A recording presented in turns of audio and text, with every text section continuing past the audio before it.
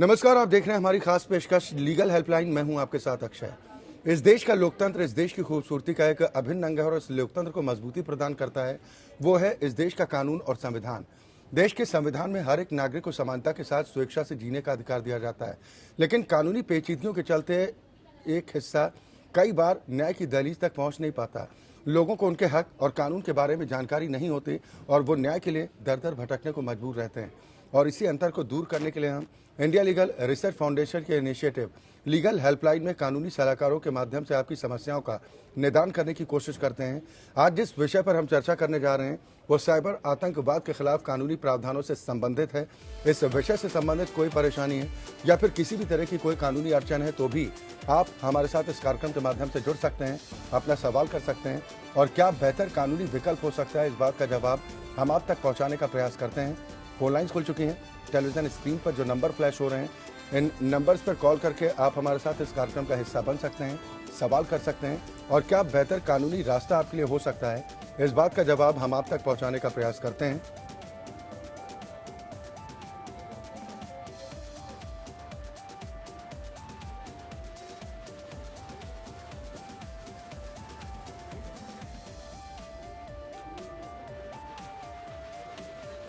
और आज इस विषय पर ज्यादा चर्चा और बातचीत के साथ बेहद खास मेहमान हमारे साथ मौजूद हैं। सबसे पहले अपने दर्शकों की मुलाकात अपने आज के सम्मानित अतिथि से। अधिवक्ता अनुज अग्रवाल जी हमारे साथ इस कार्यक्रम का हिस्सा हैं। आप साइबर लॉ एक्सपर्ट हैं। बहुत स्वागत है अनुज जी आपका इस कार्यक्रम में शामिल होने के लिए। सबसे पहले मैं चाहूँगा कि दर्शकों को आप ये बताएं कि साइबर आतंकवाद देश के लिए कितना बड़ा खतरा है आज की डेट में। देखिए, जिस प्रकार से आज हमारी डिपेंडेंस इलेक्ट्रॉनिक्स पर बढ़ती चली जा रही है जी, सभी प्रकार के पेमेंट्स और सभी प्रकार के ट्रांजैक्शंस राष्ट्रीय और अंतर्राष्ट्रीय स्तर पर अब इलेक्ट्रॉनिक माध्यमों से ही हो रहे हैं। इसके अलावा जितने भी सूचना के आदान प्रदान है, चाहे वो सिविलियन हो चाहे वो मिलिट्री हो, वो भी पूरी तरह से इलेक्ट्रॉनिक्स पर आधारित है। तो आज अगर किसी भी प्रकार से इन सूचना तंत्रों को या जो हमारे बैंकिंग के तंत्र हैं उन पर हमला होता है, उनसे छेड़छाड़ की जाती है, तो वो जनता में बहुत बड़ा भय फैला सकती है और देश की सुरक्षा को भी इससे खतरा हो सकता है जी। तो साइबर टेररिज्म एक रियलिटी है और इस समय अगर पूरे विश्व के लिए कहा जाए, सिर्फ भारत के लिए ही नहीं, तो साइबर टेररिज्म बहुत बड़ा खतरा बन चुका है। चलिए इसकी और भी तमाम बारीकियों को हम समझने का प्रयास करेंगे। साथ ही साथ अपने दर्शकों से अपील भी करते हैं कि किसी भी तरह की कोई कानूनी अड़चन, कोई कानूनी समस्या आपके जहन में चल रही है, कोई रास्ता, कोई विकल्प आपको नजर नहीं आ रहा, तो अब आपको बिल्कुल भी परेशान होने की जरूरत नहीं है। हम यहाँ पर मौजूद हैं आपके निःशुल्क कानूनी सहायता के लिए। फोन लाइन्स लगातार आपकी टेलीविजन स्क्रीन पर है और जो 2 नंबर फ्लैश हो रहे हैं, इन नंबर्स पर कॉल करके आप हमारे साथ इस कार्यक्रम का हिस्सा बन सकते हैं। आज के विषय से संबंधित कोई सवाल है या फिर किसी भी तरह की कोई कानूनी अड़चन है तो आप हमारे साथ इस कार्यक्रम के माध्यम से जुड़ सकते हैं। दर्शकों के जुड़ने का सिलसिला भी शुरू हो चुका है। मुंबई से पहले कॉलर अमित हमारे साथ जुड़ गए हैं। स्वागत है आपका। क्या परेशानी है अमित, सवाल कीजिए। सर, मेरे पास वॉइस रिकॉर्डिंग पड़ी है और कॉल रिकॉर्डिंग पड़ी है, तो क्या वो मैं सबूत के तौर पे पेश कर सकता हूँ? किस मामले से संबंधित है? संज्ञेय अपराध है, मेरे ऊपर फेक केस हुआ है, उसके लिए मुझे सबूत पड़े हैं, वॉइस रिकॉर्डिंग और कॉल रिकॉर्डिंग। चलिए बिल्कुल अमित, आप बने रहिए। क्या कानूनी विकल्प हो सकता है आपके लिए, इसका जवाब हम आप तक जरूर पहुंचाएंगे। अनुज अग्रवाल जी, क्या जवाब देंगे? देखिए, आमतौर पे अगर किसी प्रकार की भी वॉइस रिकॉर्डिंग है या कोई भी ऐसा सबूत है जो न्याय प्रक्रिया में वादियों को हेल्प पहुंचा सकता है, तो कोर्ट की मर्जी से, परमिशन से उसको सबूत के तौर पे पेश किया जा सकता है। तो अगर कोई आपका मामला जो कि किसी अदालत में पेंडिंग है और आपके पास कोई इलेक्ट्रॉनिक सबूत, जैसा कि आपने कहा कि रिकॉर्डिंग है, तो मोस्ट प्रोबेबली वो किसी फ़ोन या आपने इलेक्ट्रॉनिक माध्यम पे करी होगी, तो आप कोर्ट की परमिशन लेकर उसे सबूत के तौर पे पेश कर सकते हैं। ये संभव है। चलिए बिल्कुल, उम्मीद करते हैं कि जो आपका सवाल था हमें तो उसका वाजिब उत्तर आप तक जरूर पहुंचा होगा। एक और दर्शक राकेश जी सीतामढ़ी से हमारे साथ जुड़ गए हैं। स्वागत है आपका। क्या परेशानी है, सवाल कीजिए राकेश जी। हाँ, मेरे एक दीवानी मुकदमे में जी एक प्रतिवादी के विरुद्ध उपस्थिति हेतु प्रकाशन का आदेश दिया गया है। क्योंकि मैं एक गरीब व्यक्ति हूँ, प्रकाशन में 2000 से ऊपर का खर्च बताया जा रहा है। अतः मैं जिस व्यक्ति के खिलाफ प्रकाशन होना है, मैं उसे ही प्लांट से इन प्रॉपर ज्वाइन कहकर नाम हटा देना चाहता हूं, क्योंकि उसका पति पूर्व से भी हाजिर है। जी। यह किस प्रावधान के तहत किया जाएगा, विस्तार से सलाह दें प्लीज। क्या जवाब देंगे अनुज अग्रवाल जी? देखिए, ये साइबर या इलेक्ट्रॉनिक से जुड़ा हुआ मामला नहीं है, तो इसलिए इस कार्यक्रम में हम विस्तार से इस पर नहीं चर्चा कर पाएंगे। लेकिन मुझे लगता है आपकी जो परेशानी है वो माननीय न्यायाधीश के सामने इसको रखें, तो वो निश्चित रूप से आपको कोई व्यवस्था देते हुए आपको राहत दे सकते हैं। चलिए, बिल्कुल। इसके लिए राकेश जी आपको अपने अधिवक्ता के माध्यम से अदालत के समक्ष किस तरह से अपनी बात को रखना है, आप अपनी जो भी बातें हैं लिखित तौर पर माननीय अदालत के सामने रख सकते हैं और उस पर अदालत निश्चित तौर पर संज्ञान लेगी कि अगर आप किसी नाम को हटाने के एवज में हैं या फिर उसमें जो भी आप आवेदन करना चाहते हैं तो आप अपनी बात अदालत के सामने रखिए और वहां से निश्चित तौर पर आपको राहत ज़रूर मिलेगी। हम अपने दर्शकों से भी बार बार अपील करते हैं कि किसी भी तरह की कोई कानूनी अड़चन, कोई कानूनी समस्या आपके सामने है तो आप हमारे साथ इस कार्यक्रम के माध्यम से जुड़ सकते हैं। आज जिस विषय के साथ हम चर्चा कर रहे हैं वो साइबर आतंकवाद से जुड़ी हुई है। साइबर आतंकवाद के खिलाफ क्या कुछ कानूनी प्रावधान है, इससे जुड़ा कोई सवाल है तो भी आप हमारे साथ इस कार्यक्रम के माध्यम से जुड़ सकते हैं। दिल्ली से अरुण अगले दर्शक जुड़ गए हैं, स्वागत है आपका। सवाल कीजिए अरुण जी। सर, मेरी वाइफ शादीशुदा होते हुए भी मैट्रिमोनियल साइट पर जी। अपने आप को अवेटिंग डाइवोर्सी बताकर लड़का ढूंढ रही है। क्या मैं उनके खिलाफ आईटी एक्ट के तहत केस फाइल कर सकता हूँ? अनुज अग्रवाल जी। हाँ, बिल्कुल कर सकते हैं। इसके लिए आपको अपने संबंधित थाना क्षेत्र में जाकर जो थाना अध्यक्ष हैं उनसे बात करनी होगी और आईटी एक्ट में ऐसे प्रावधान है कि अगर कोई व्यक्ति अपने बारे में गलत सूचनाएं इलेक्ट्रॉनिक माध्यमों से प्रकाशित कर रहा है तो उसका संज्ञान लेकर उस पर उचित कार्रवाई करी जा सकती है। आपको अपने जो भी आपकी समस्या है उसको विस्तार पूर्वक लिखित रूप से स्थानीय थाने में दर्ज कराना होगा। इसमें आपको अगर सहायता ना मिले तो आप अपने क्षेत्र के डीसीपी से भी मिलकर अपनी समस्या से अवगत करा सकते हैं। अगर इस साइबर सेल से अगर कांटेक्ट करना चाहते हैं वहां से कोई मदद, साइबर सेल में अगर ये अपने कोई गुहार लगाते हैं वहां से इनकी कोई फरियाद पूरी हो सकती है? एक्चुअली साइबर सेल जब थाने से उनको कंप्लेंट मिलती है तभी उस पर प्रभावी कार्रवाई करते हैं, क्योंकि साइबर सेल अपने आप शिकायत लेकर कार्रवाई नहीं कर सकते। शिकायत लेने का अधिकार क्षेत्र एसएचओ के पास होता है, जो थाना अध्यक्ष होते हैं, या डीसीपी स्वयं इस पे संज्ञान ले सकते हैं और वो आवश्यकता पड़ने पर जरूर साइबर सेल को इसको भेजेंगे। लेकिन उनके माध्यम से जब ये साइबर सेल में जाएगा तो ज्यादा इफेक्टिव रहेगा। चलिए, बिल्कुल अरुण जी, जो तरीका आपको अभी अनुज अग्रवाल जी ने बताया आप वो तरीका अख्तियार कीजिए। निश्चित तौर पर आपकी जो परेशानी है उससे आपको छुटकारा जरूर मिलेगा। रामधारी जी अगले दर्शक मुंबई से जुड़ गए, स्वागत है आपका। क्या परेशानी है, सवाल कीजिए। अच्छा सर जी, मुझे क्लाइंट चेक दिया था। हाँ, मैंने उसको घर बनाने के लिए पेमेंट दिया था सर जी। उसका चेक बाउंस हो गया सर मेरा। हाँ, चेक बाउंस से संबंधित इनका मामला है। देखिए, चेक बाउंस से संबंधित आपका मामला बड़ा सीधा है और निगोशिएबल इंस्ट्रूमेंट एक्ट में धारा 138 के तहत आप मुकदमा दायर कर सकते हैं।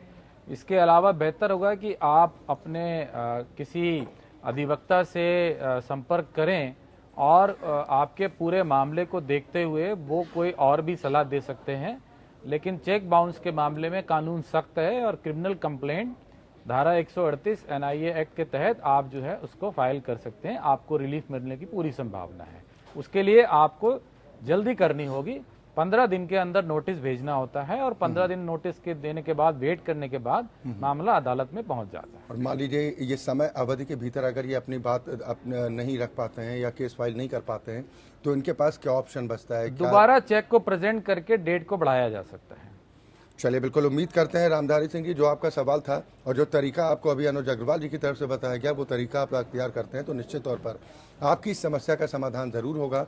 हम अपने दर्शकों से भी बार बार अपील करते हैं क्योंकि एक बड़ा हिस्सा इंसाफ की दहलीज से सिर्फ इसलिए दूर रह जाता है क्योंकि जानकारियों का अभाव होता है और इसीलिए हम हर दिन एक ऐसे विषय को लेकर आपके बीच में रहते हैं जिसको लेकर लोगों को जागरूक किया जा सके। आज हम बात साइबर आतंकवाद की कर रहे हैं। इससे संबंधित भी कोई सवाल है या फिर किसी भी तरह की कोई कानूनी समस्या है तो भी आप हमारे साथ इस कार्यक्रम के माध्यम से जुड़ सकते हैं। ये साइबर आतंकवाद को लेकर और क्या कुछ कानूनी प्रक्रिया है? देखिए, सबसे पहले तो हमें ये समझना होगा कि साइबर आतंकवाद है क्या।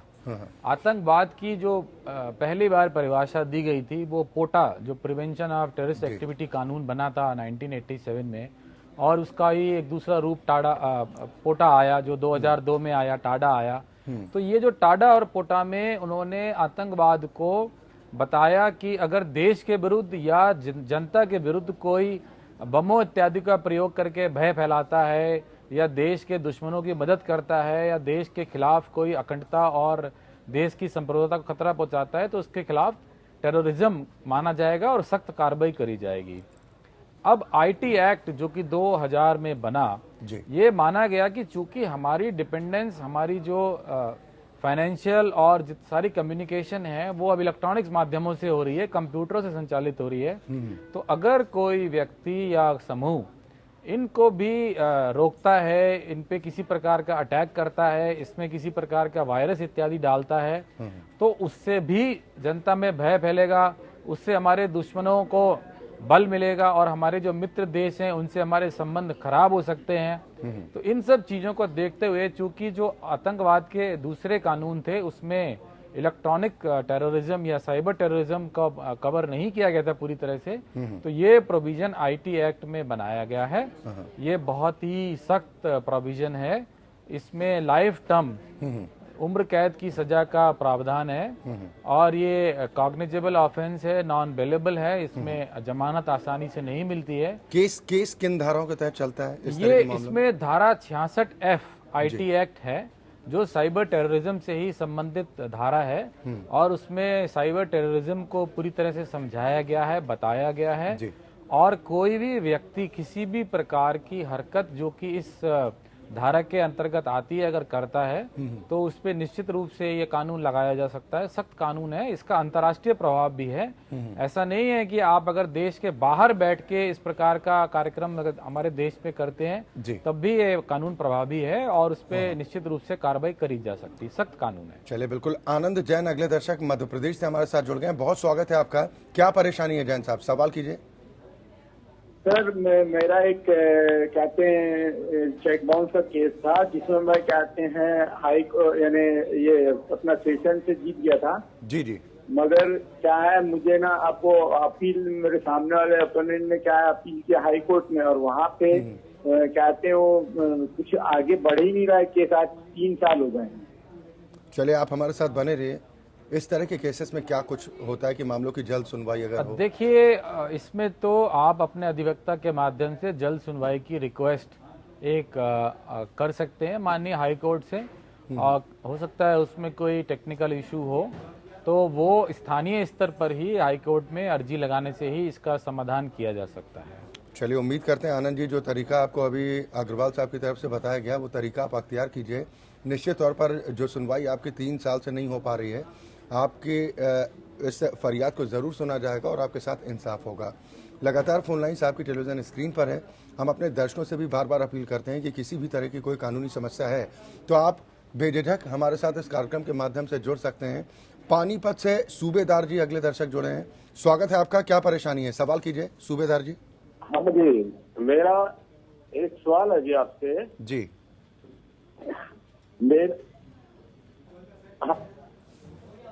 सूबेदार जी सवाल कीजिए। हाँ जी, मैं बोल रहा हूँ सर। मेरा सवाल ये है कि जहाँ मेरा एक मकान है उस मकान के पास में एक पड़ोसी जो है ना टावर लगाना चाहता है, जो टेलीफोन के टावर होते हैं ना सर। जी। वो लगाना चाह रहा है तो उसके पास जो मंजिल पे है, और मैं उसको मना करता हूँ भाई से वो निकलती है बीमारी की वजह से। एक मेरे पड़ोस में ऐसी तहजीब है कि उसका आदमी पागल को रखा है, उसके दिमाग में पहले से बीमार है काफी को, तो उसको क्या किस कानून के द्वारा मना कर हो तो भाई तो यहाँ मतलब। चलिए, बिल्कुल आप हमारे साथ बने रहिए। आनंद जैन जी का ये जो सवाल था सूबेदार जी का, अनुज अग्रवाल जी क्या इन्हें तरीका बताएंगे? ये कह रहे हैं कि इनकी प्रॉपर्टी पर जबरन मोबाइल टावर लगाना चाह रहे हैं इनकी इच्छा के विरुद्ध, ऐसा ना कर पाए, इसको लेकर क्या? देखिए, जहाँ तक मैं समझ रहा हूँ शायद ये इनके पड़ोस में कोई टावर लगाना चाहता है। एक तो टावर्स के बारे में ये काफ़ी भ्रांति बनी हुई है कि उससे जो इलेक्ट्रोमैग्नेटिक रेडिएशन निकलता है उससे गंभीर बीमारियां हो जाती हैं।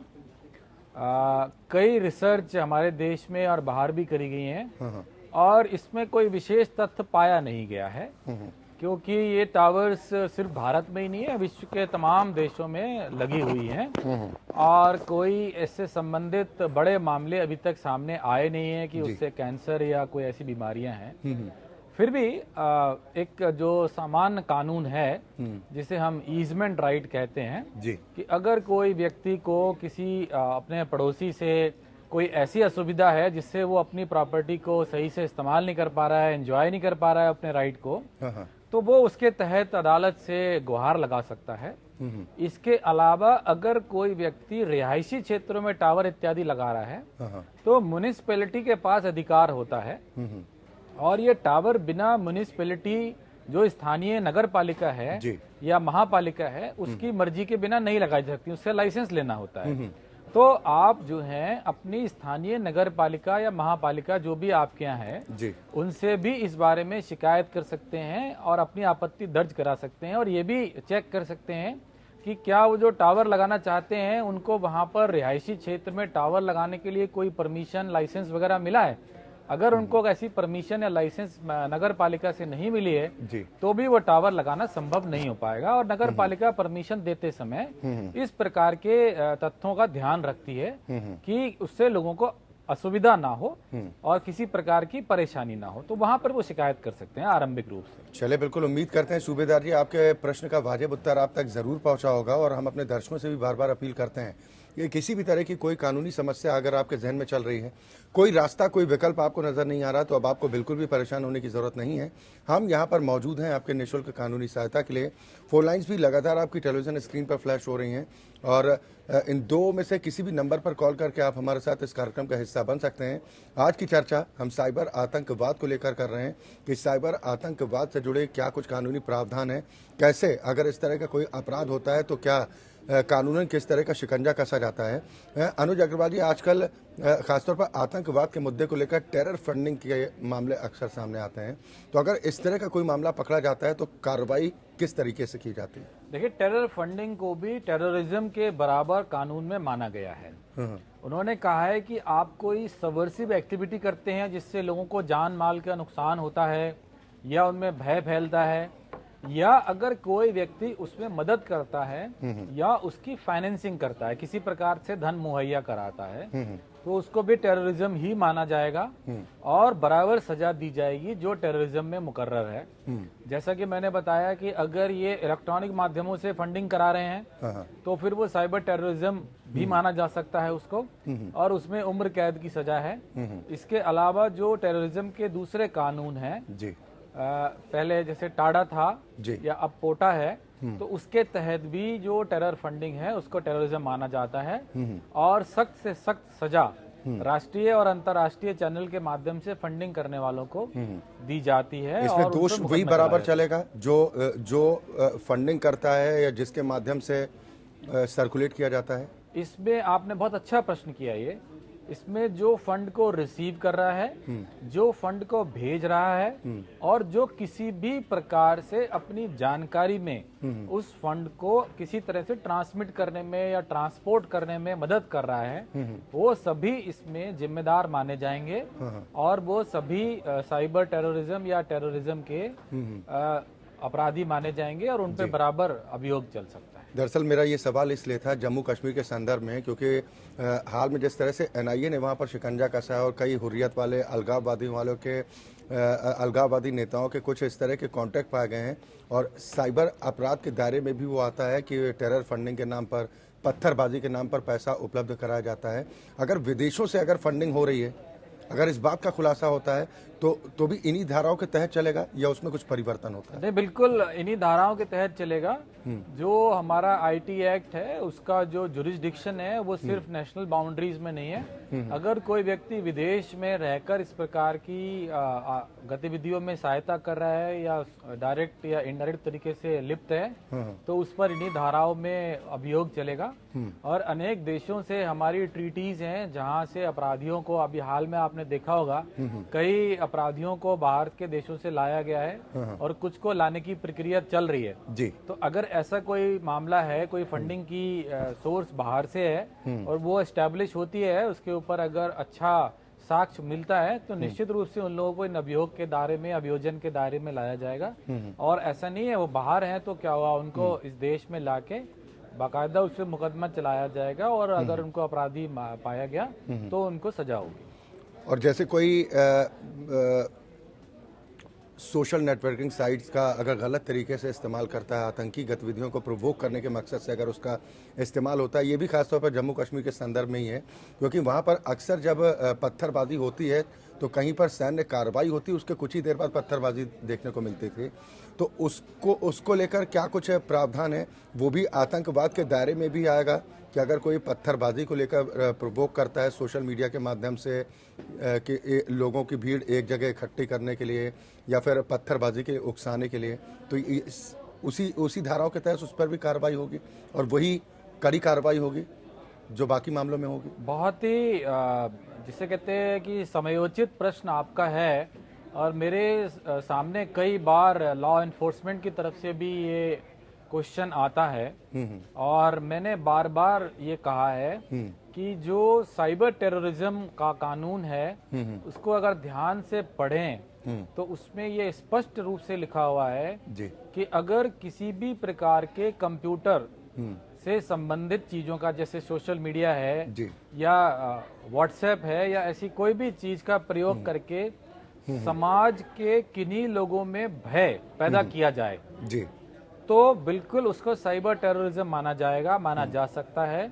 और ऐसे सभी लोगों को जो इसमें शामिल हैं प्रत्यक्ष या अप्रत्यक्ष रूप से, उनको निश्चित रूप से साइबर टेररिज्म के तहत ही अभियुक्त बनाया जाना चाहिए, अभियोजन चलाया जाना चाहिए और वही कड़ी सजा उनको मिलेगी और तभी इस प्रकार की जो गतिविधियां हैं उस पर शायद कुछ रोकथाम होगी, लगाम लगेगी, क्योंकि लोग डरेंगे।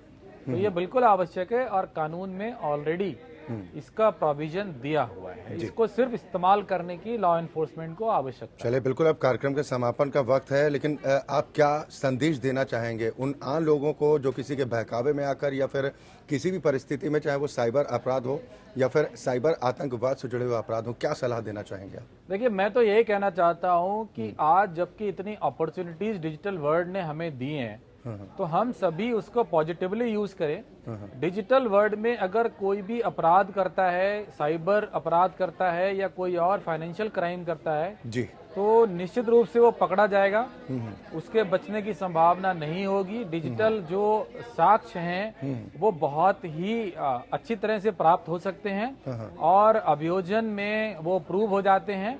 ऐसे कई मामले प्रूव हो चुके हैं और लोग जेल की सजा काट रहे हैं, तो इससे बचना चाहिए, इसको पॉजिटिवली यूज करना चाहिए। बिल्कुल, बहुत शुक्रिया अनुज अग्रवाल जी, आप हमारे साथ इस कार्यक्रम में जुड़े और इस विषय पर आपने हमारे दर्शकों के साथ आपने अपनी राय भी रखी है कि साइबर अपराध कितना मुश्किल हो सकता है, खासतौर पर साइबर आतंकवाद के मुद्दे पर जो हम चर्चा कर रहे थे। बहुत शुक्रिया आपका हमारे साथ इस कार्यक्रम में जुड़ने के लिए। तो दरअसल जानकारी के अभाव के चलते एक बड़ा हिस्सा इंसाफ तक पहुंच नहीं पाता और इसी अभाव को दूर करने के मकसद से रोजाना हम आपके बीच मौजूद रहते हैं, हर दिन एक नए विषय के साथ। फिलहाल हमारे आज के कार्यक्रम में इतना ही, लेकिन खबरें लगातार जारी।